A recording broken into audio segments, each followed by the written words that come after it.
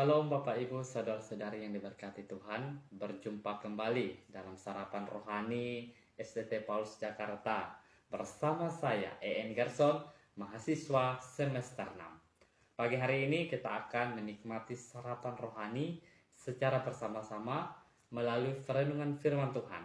Tetapi sebelumnya itu saya mengajak kita untuk berdoa. Mari kita berdoa.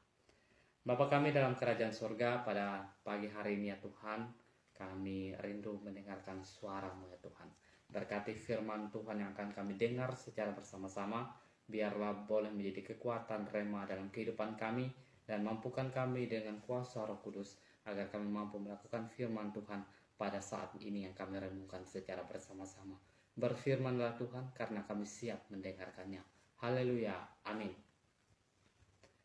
Tema yang akan menjadi renungan kita pada saat pagi hari ini, yaitu rahasia hidup untuk menerima mujizat Tuhan. Bapak Ibu yang terkasih, apa sih arti mujizat?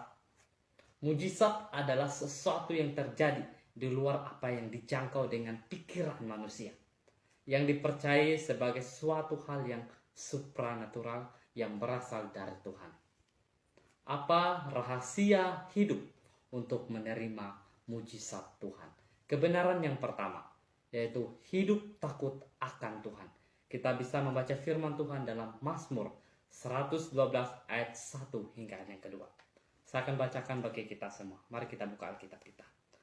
Firman Tuhan berkata, Haleluya, berbahagialah orang yang takut akan Tuhan, yang sangat suka kepada segala perintahnya. Anak cucunya akan perkasa di bumi, angkatan orang benar akan diberkati. Bapak Ibu, saudara-saudari yang diberkati Tuhan, kita takut akan Tuhan bukan berarti kita lari ketakutan seperti melihat hantu. Namun kita takut akan Tuhan berarti kita menghormati Tuhan dan tidak akan melanggar larangannya, dan akan pasti berusaha mati-matian untuk melakukan perintahnya. Itu adalah sikap yang diminta Tuhan kepada anak-anaknya. Ketika seseorang sudah takut akan Tuhan dan taat perintah Tuhan, maka firman Tuhan pun menjanjikan berkat yang luar biasa, yaitu mujizatnya. Amsal Salomo mengatakan bahwa permulaan pengetahuan itu ialah takut akan Tuhan. Sehingga penting sekali bagi orang percaya hidup takut akan Tuhan. Kebenaran yang kedua, yaitu hidup dalam kasih Tuhan. Kita bisa membaca firman Tuhan dalam 1 Yohanes pasal 4 ayat 18 hingga ayat ke-19. Saya akan bacakan bagi kita semua.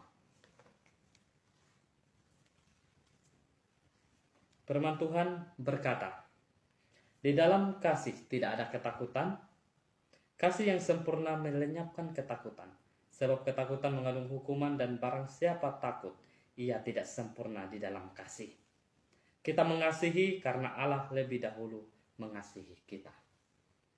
Bapak Ibu, saudara-saudara yang terkasih, kasih bukan berarti selalu melakukan yang menyenangkan.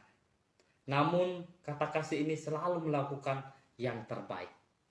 Allah tuntut kita orang percaya bukan hanya perubahan yang tampak oleh orang lain, tetapi Allah menghendaki kebaikan dalam diri kita karena kasih kita kepada Allah dan sesama.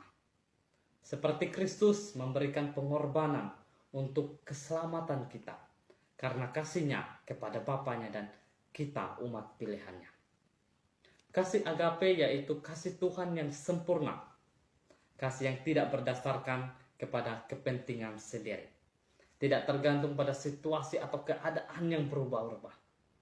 Kasih Tuhan inilah yang tidak membedakan rupa, status, atau warna kulit.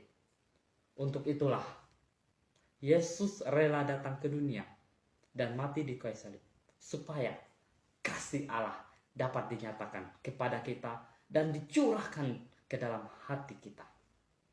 Allah meminta kita untuk mengasihi sesama kita dengan kasih-Nya.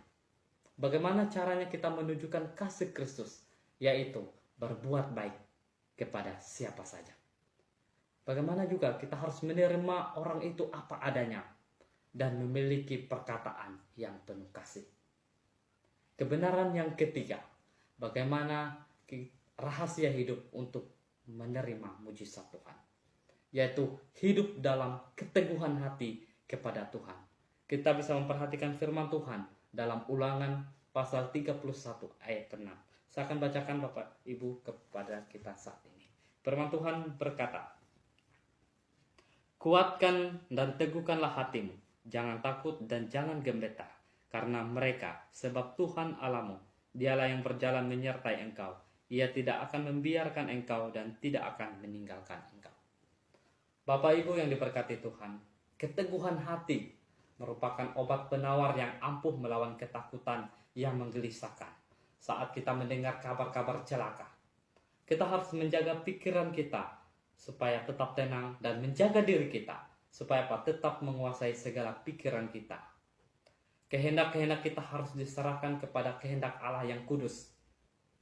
Jika kita berbuat demikian, maka kita akan membentengi diri kita dengan baik terhadap kecemasan-kecemasan yang biasanya dirasakan oleh orang yang mudah takut.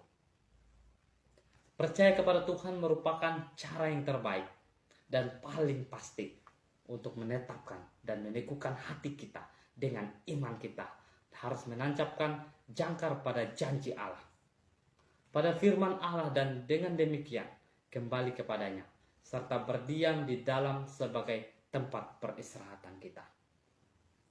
Bapak Ibu saudara-saudara terkasih, melalui firman Tuhan pada saat ini mengajarkan saya dan Bapak Ibu bagaimana rahasia hidup untuk menerima mujizat Tuhan, yaitu melalui hidup takut akan Tuhan dan memiliki kasih dan keteguhan hati.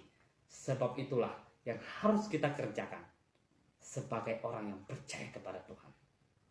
Tuhan Yesus memberkati kita melalui firman-Nya dan jadikan firman itu sebagai penopang kehidupan kita.